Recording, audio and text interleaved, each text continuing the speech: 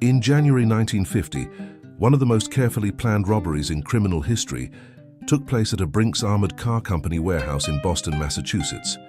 A gang of criminals led by Joseph "Specs" O'Keefe and Anthony Pino stole approximately $2.7 million in cash, checks and money orders, an enormous amount at the time. What made the crime extraordinary was not just the money but the level of patience and planning involved. The group spent nearly 2 years studying Brinks operations in minute detail. They observed employees, memorized guard routines, tracked key handling procedures, and even practiced wearing masks and gloves to avoid leaving fingerprints. On the night of the robbery, the criminals entered the warehouse quietly, tied up the employees without killing anyone, emptied the vault, and escaped without triggering alarms or leaving useful evidence behind. The investigation that followed quickly became one of the largest and most frustrating cases in FBI history. Investigators had almost nothing to work with.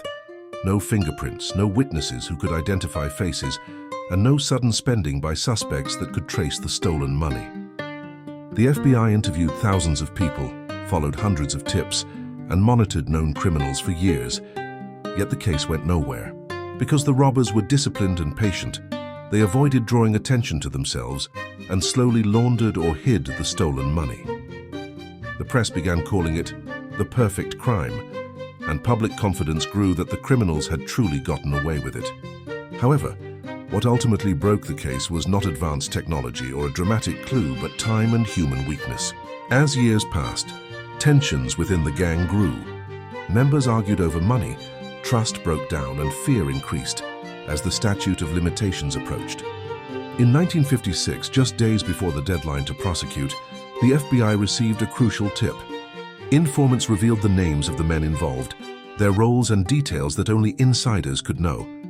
Investigators moved quickly, cross-checking statements with old evidence, surveillance records and financial trails that suddenly made sense.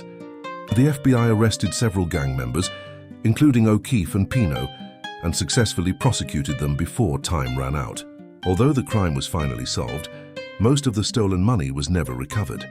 By the time arrests were made, large portions had been spent, hidden, or lost. The Brinks robbery went down in history not as a crime that proved criminals were smarter than law enforcement, but as a reminder that even the most perfectly planned crimes tend to fail because people eventually talk, make mistakes, or turn on each other.